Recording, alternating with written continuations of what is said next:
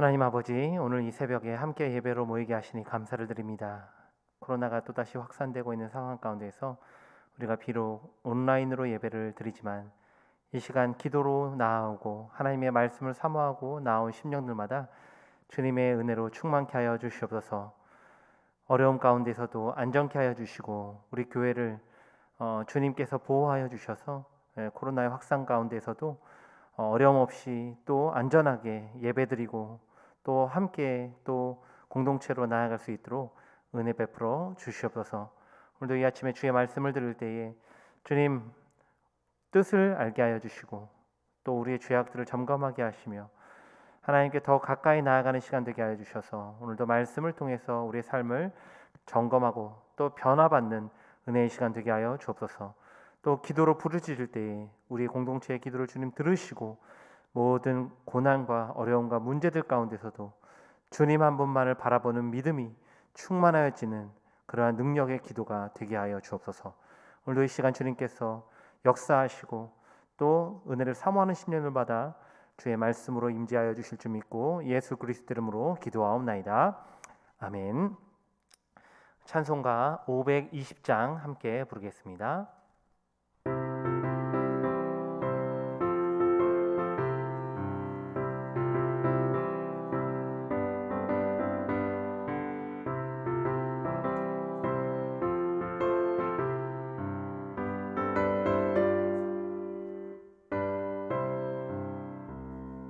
듣는 사람마다 복음 전하여 복스러운 소식 두루 퍼지세. 모든 사람에게 전할 소식은 어느 누구나 오라. 어느 누구나 주께 나오라. 어서 와서 주의 말씀 들으라. 하늘아버지가 오라 하시니 어느 누구나 오라. 어느 사람들은 지체 말고서 문 열었을 때에 들어오시오. 생명 기름 오직 구주 예수님 어느 누구나 오라. 어느 누구나 주께 나오라. 어서 와서 주의 말씀 들으라. 하늘아버지가 오라 하시니 어느 누구나 오라.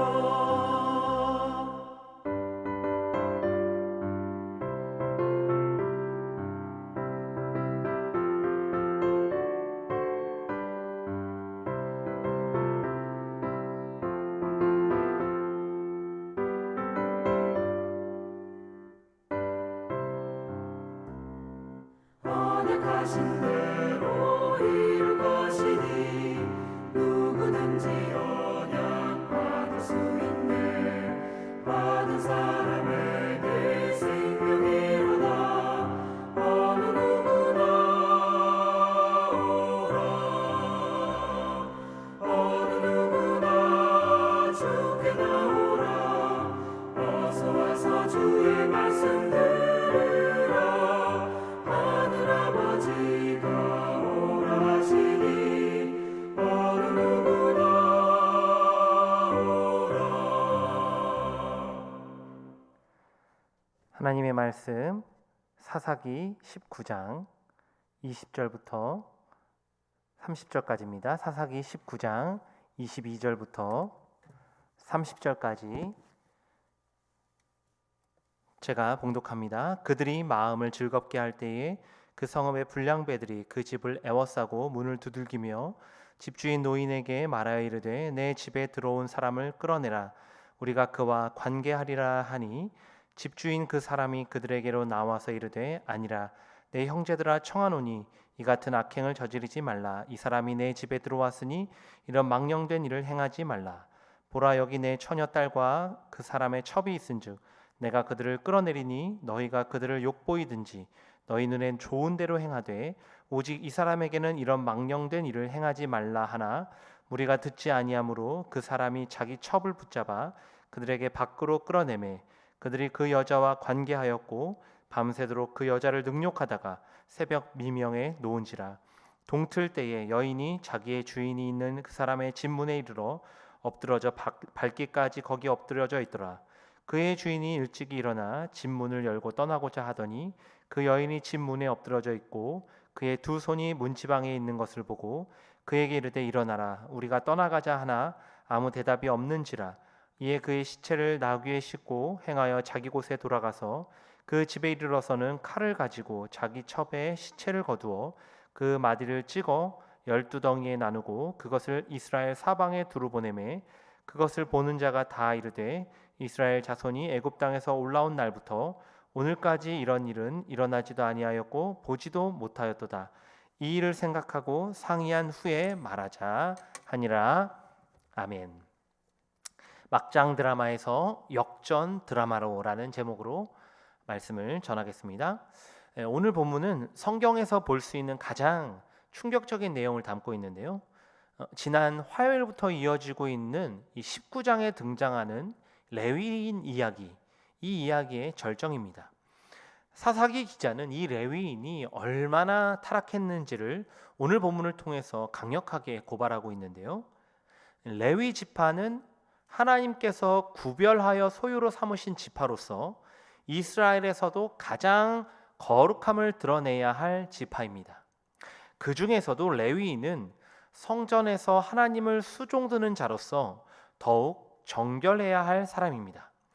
그러나 19장에 등장하는 한 레위인은 이러한 거룩함과 정결을 전혀 드러내고 있지 못합니다. 사사기 저자는 이 레위인 이야기를 통해서 당시의 이스라엘이 얼마나 비참하게 타락했는가를 강력하게 기술하고 있는데요. 어제 본문에서 레위인 일행은 기브아 땅에 사는 한 노인의 집에 머물게 됩니다. 노인은 레위인을 극진히 대접했기 때문에 그들이 마음이 즐거웠죠. 하지만 오늘 본문 22절에 보면 그 즐거움도 잠시 비참한 사건의 발단이 시작됩니다. 그 성읍의 불량배들이 그 집을 에워싸고 문을 두들기며 집주인 노인에게 말하여 이르되 내 집에 들어온 사람을 끌어내라 우리가 그와 관계하리라 하니, 여기서 이 불량배들이라고 번역된 단어는요, 원어를 직역하면 벨리야알의 아들들, 벨리야알의 아들들이라는 뜻입니다. 이 벨리야알, 이 무가치한, 불경건한 이런 뜻인데요. 아마도 이 사사기 기자는 이들이 하나님 앞에 신성 모독적인 행동을 하는 자들임을 강조하고 있다, 그렇게 보여집니다. 그들은 기브아 성읍에 사는 자들이므로 베냐민 지파, 그러니까 이스라엘 백성들입니다. 그들은 노인의 집을 에워싸고 문을 두들깁니다. 그리고 노인의 집에 손님으로 온 레위인을 끌어내라 라고 협박하죠. 그리고 그와 관계하리라.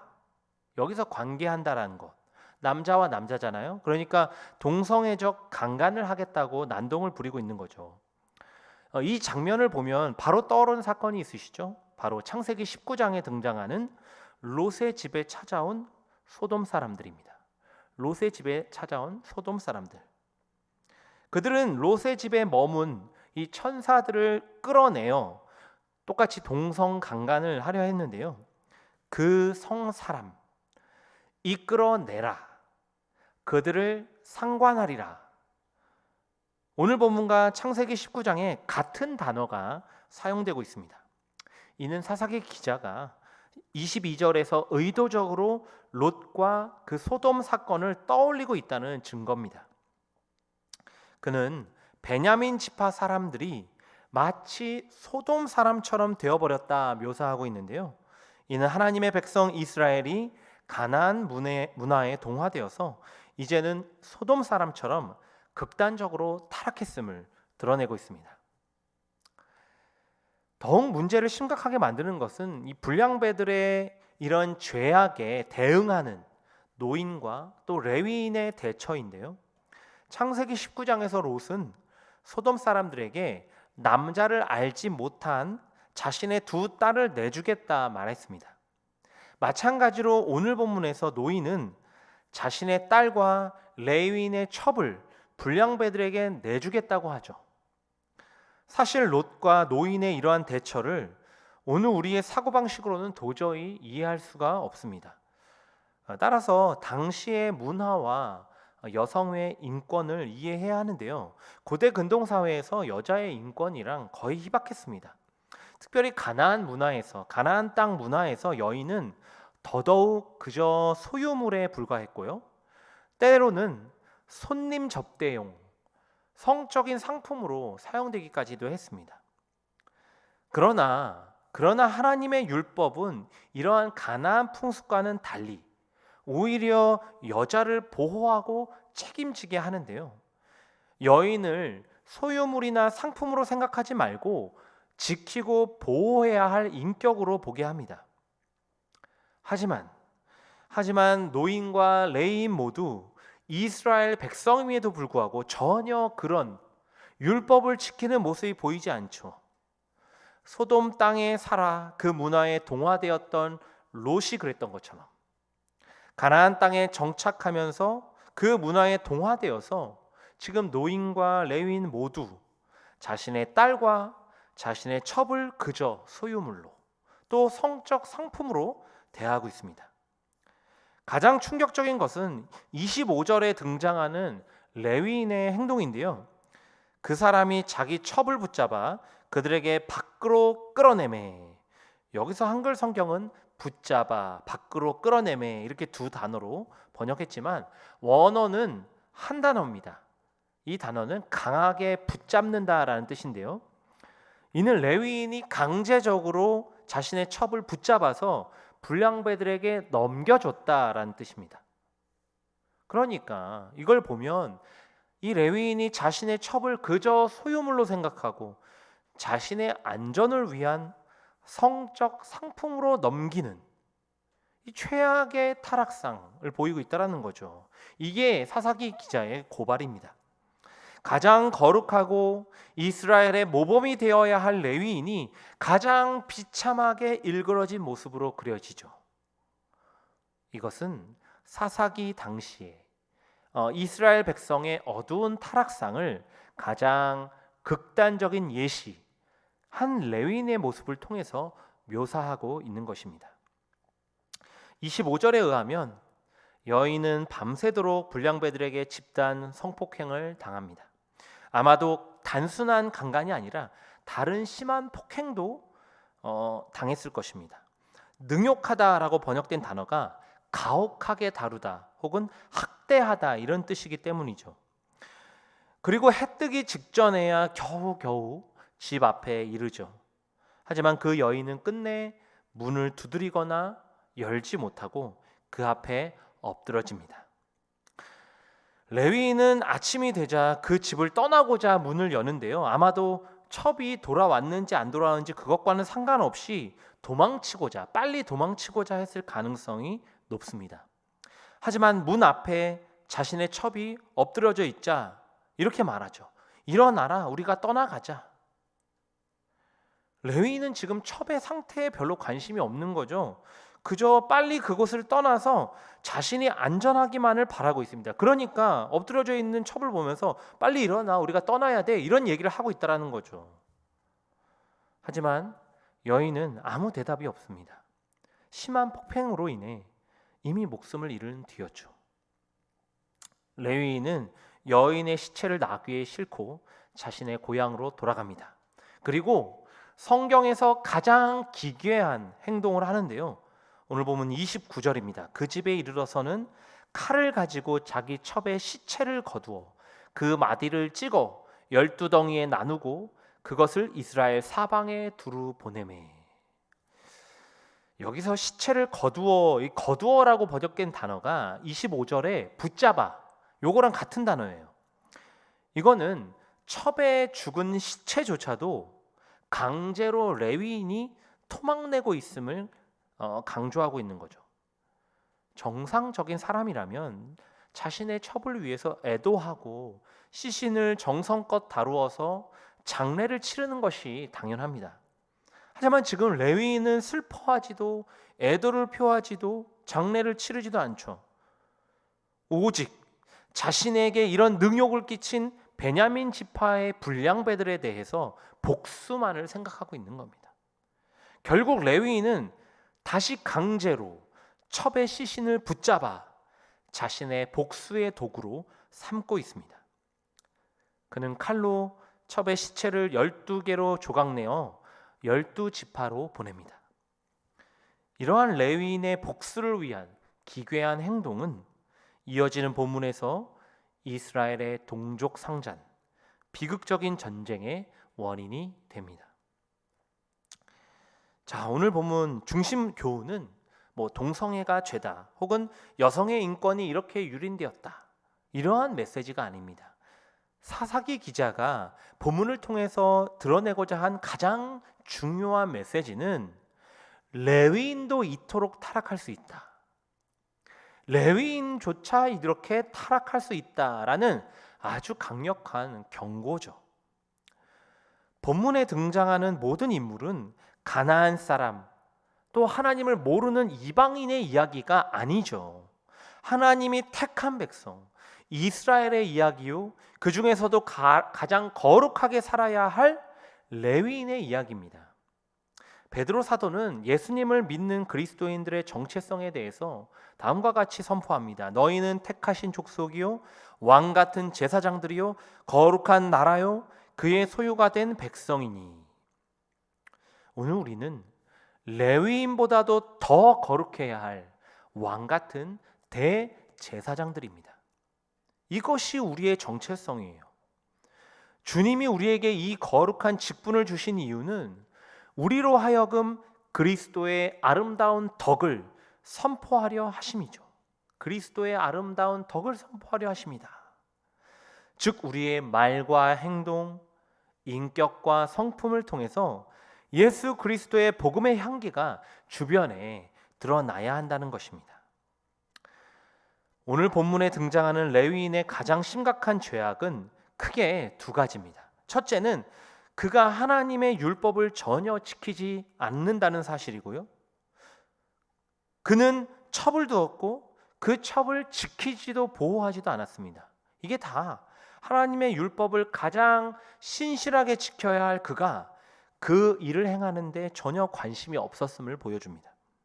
다른 한 가지는 그렇게 하나님을 사랑하지 않는, 율법을 전혀 지키지 않는 그였기에 전혀 이웃을 사랑하지도 않았다는 사실이죠.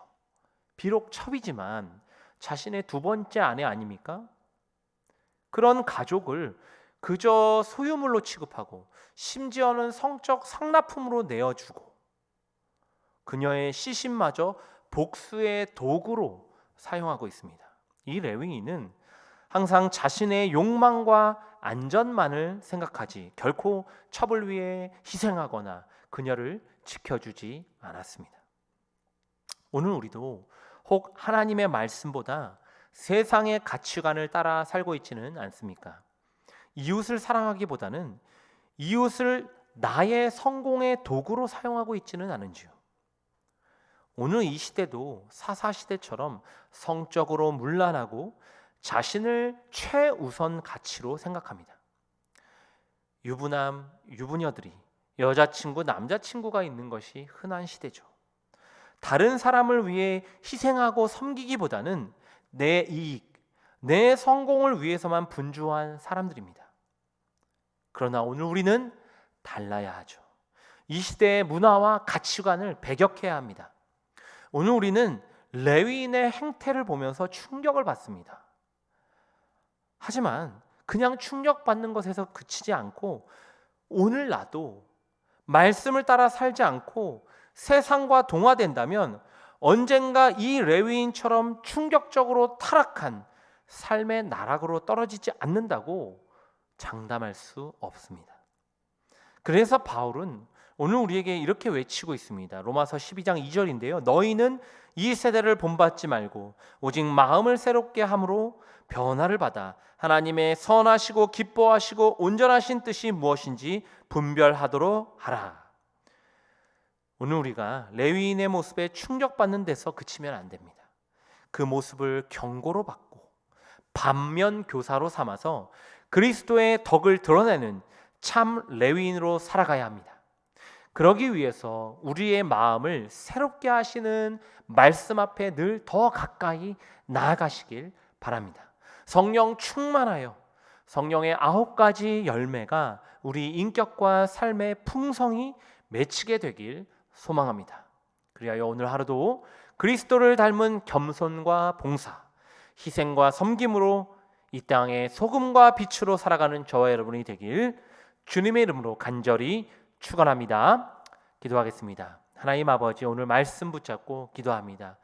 정말 가장 거룩해야 할 레위인이 가장 영적으로 어두운 모습, 이 본문의 모습을 보면서 오늘 우리도 말씀을 따라 살지 않고 이 시대의 가치를 따라 살게 됐을 때 이런 나락으로 늘 떨어질 수 있음을 기억하고 항상 우리의 신앙을 점검하고 회개하는 은혜가 있게 하여 주시옵소서. 그래서 오늘도 이 시대의 성적으로 문란하고 또 악한 가치관 가운데서도 우리가 말씀을 따라 거룩한 삶을 살고 더 나아가서는 우리의 인격과 말과 행동으로 예수 그리스도의 그 낮아지심, 그 인격과 성품을 드러내는, 그리하여 다른 사람을 위해서 희생하고 봉사하고 섬기는 세상의 빛으로 소금으로 살아가게 하여 주시옵소서. 감사드리며 예수 그리스도 이름으로 기도하옵나이다. 아멘. 하늘에 계신 우리 아버지여, 이름이 거룩히 여김을 받으시오며 나라가 임하시오며 뜻이 하늘에서 이루어진 것 같이 땅에서도 이루어지이다. 오늘 우리에게 일용할 양식을 주시옵고 우리가 우리에게 죄 지은 자를 사하여 준 것 같이 우리 죄를 사하여 주시옵고 우리를 시험에 들게 하지 마시옵고 다만 악에서 구하시옵소서. 나라와 권세와 영광이 아버지께 영원히 있사옵나이다. 아멘.